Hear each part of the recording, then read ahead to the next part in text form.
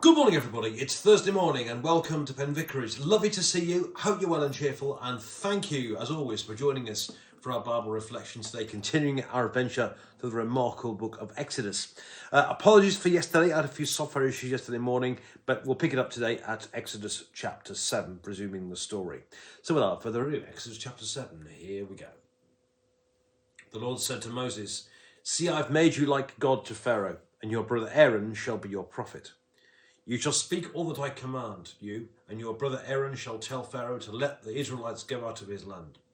But I will harden Pharaoh's heart, and I will multiply my signs and wonders in the land of Egypt.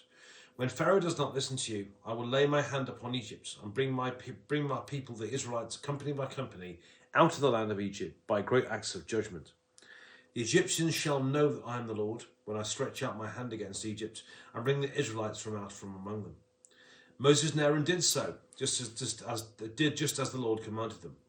Moses was 80 years old and Aaron 83 when they spoke to Pharaoh. The Lord spoke to Moses and Aaron, "When Pharaoh says to you, 'Perform a wonder,' then you shall say to Aaron, 'Take your staff and throw it down before Pharaoh, and it will become a snake.'" So Moses and Aaron went to Pharaoh and did as the Lord had commanded. Aaron threw down his staff before Pharaoh and his officials, and it became a snake. Then Pharaoh summoned the wise men and the sorcerers, and they did also, the magicians of Egypt, and they did the same by their secret arts. Each one threw down his staff, and they became snakes. But Aaron's staff swallowed up theirs. Still, Pharaoh's heart was hardened, and he would not listen to them, as the Lord had said. Then the Lord said to Moses, "Pharaoh's heart is hardened. He refuses to let the people go. Go to Pharaoh in the morning, as he's going out to the water. Stand by at the riverbank to meet him, and take in your hand the staff that was turned into a snake. Say to him, 'The Lord, the God of the Hebrews, sent me to you. Let my people go, so they may worship me in the wilderness. But until now you've not listened. Thus says the Lord, by this you shall know that I am the Lord. See, with the staff that's in my hand, I will strike the water that's in the Nile, and it shall be turned to blood. The fish in the river shall die, the river itself shall stink, and the Egyptians shall be unable to drink water from the Nile." The Lord said to Moses, "Say to Aaron, take your staff and stretch out your hand over the waters of Egypt, over its rivers, its canals, and its ponds, and over its pools of water, so it may become blood. And there shall be blood throughout the whole land of Egypt, even in vessels of wood and vessels of stone." Moses and Aaron did just as the Lord commanded in the sight of Pharaoh and of his officials. He lifted up the staff and struck the water in the river, and all the water in the river was turned into blood, and the fish in the river died. The river stank so that the Egyptians could not drink its water, and there was blood throughout the whole land of Egypt. But the magicians of Egypt did the same by their secret arts. So Pharaoh's heart remained hardened, and he would not listen to them, as the Lord had said. Pharaoh turned and went into his house. He did not even take this to heart. And all the Egyptians had to dig along the Nile for water to drink, and they could not drink the water of the Nile, the water of the river. 7 days passed after the Lord had struck the Nile. And this is the word of the Lord. Thanks be to God. Okay, I think there's kind of two things going on here in this reading this morning. There's what you might call the micro picture and the macro. There's the small details, if you might say, and the big picture. And the small detail really is kind of what's going on inside the person of Moses. And the big picture is what goes on with Pharaoh and the Egyptians and the Israelites and that type of stuff. You've got both going on in the reading this morning. Firstly, let's focus on the micro picture first. What's going on with Moses? Just to remind you of the picture, God's people, the Israelites, were slaves in Egypt. Okay, horribly oppressed under Pharaoh, and because of an incident that happened a few years before, Moses had gone to Midian to take refuge. They'd met his wife and his father-in-law Jethro, and so on and so on and so on. God meets Moses at the burning bush and tells Moses to go back to Egypt again and tell Pharaoh to set my people free, because he'd heard the cryings of his people and he wanted them set free. Moses was going to be the one to say it. Moses was, you might say, reluctant to say the least. And he gives kind of errors. He tries some duck and weave. If it starts by saying, who shall I say sent me? Who are you sending me? Who shall I say? And God gives him a new name, the Lord or Yahweh.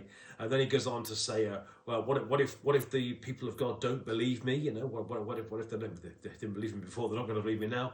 And God says, okay, I'll give you 3 signs. You've got a staff. If you throw a staff on the ground, it'll become a snake. Pick it up again, it becomes a staff again. That's one sign. There's the sign with the leprous hand. If you take your hand out, it'll become leprous, and put it back in, take it out again, it'll be free of leprosy again. And thirdly, take some water out the Nile, throw it in the water, and it'll turn into blood.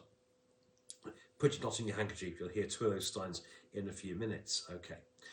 Then he goes on to say, Moses is still not happy. He says, I'm not a very good speaker. I'm not eloquent. So God says, I'll be in your mouth. And by the way, I'll send your brother Aaron to go with you as well. He'll do the talking for you. And finally, Moses said, look, can you just send somebody else? Which you kind of hear God's frustration. Anyway, God continues to speak. God insists, and Moses does it. He goes back to Egypt, and he goes to see Pharaoh and tells Pharaoh to set his people free, or worse to that effect. And Pharaoh does not respond well. Pharaoh's reaction is not a good one.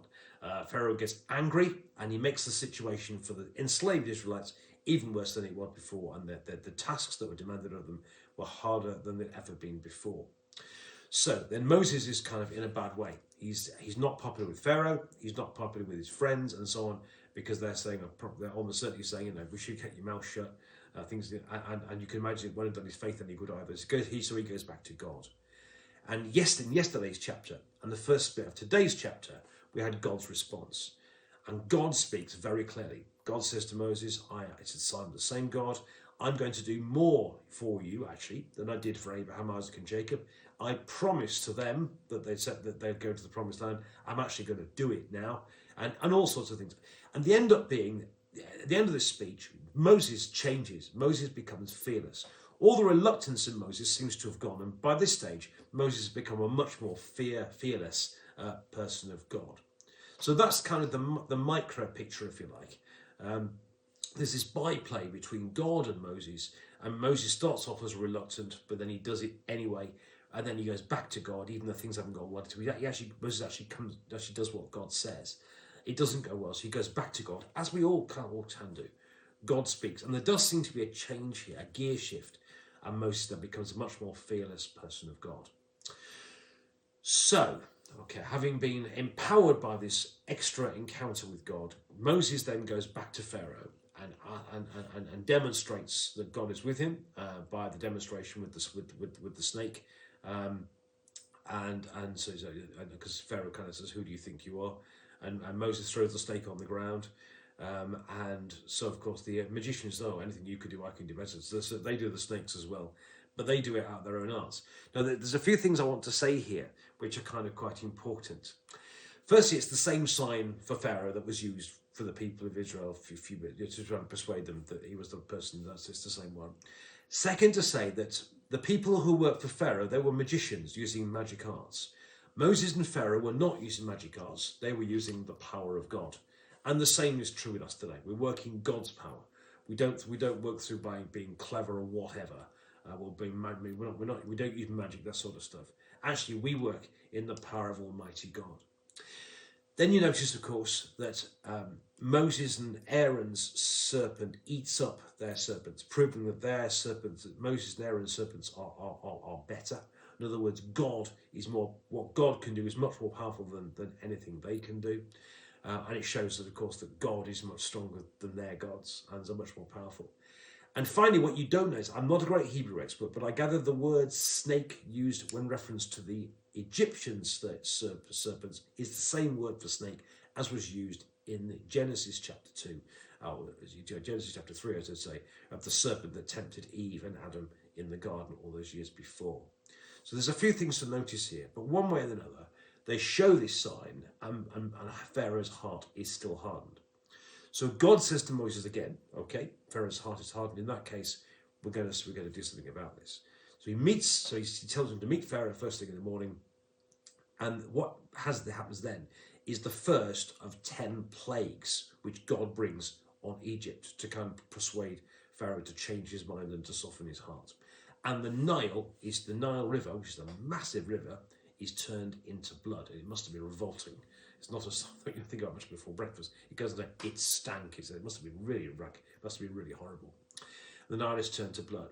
And it means, kind of, apart from being the first of the kind of chip away at Pharaoh, the first kind of way of showing that God means business.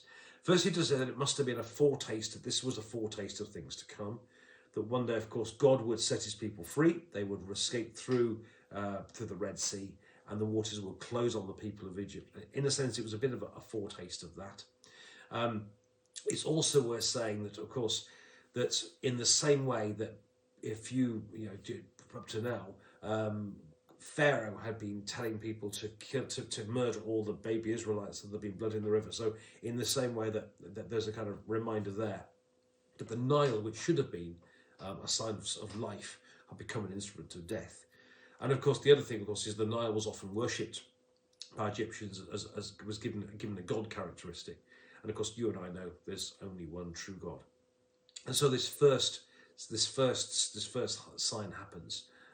The first of these plagues, the plague of blood, which goes on for 7 days. And it must have been very thirsty and very revolting for those 7 days as well. So seeing here, you've got the two things. You've got the micro pitch, which is Moses being transformed step by step into a fearless person of God. He ended up becoming a tremendous person of great faith. Then, of course, there's the incident with the snake, proving that, of course, anything Egyptians could do, God can do better. And of course, remembering that Moses and Aaron did not act by magic arts, but they used the power of God. And then finally, of course, we've got the first of these plagues to show Pharaoh that God means business, that Pharaoh really has to let his people free. A reminder of things that Pharaoh had done in the past, a foretaste of things to come, and another reminder that God is God. The Nile may be and still is a great river, but God is greater. Friends, hope you find that helpful. God bless you. Do please share this message with your friends. More tomorrow and more of the drama, the incredible drama, which is the book of Exodus. Have a lovely Thursday. God bless you.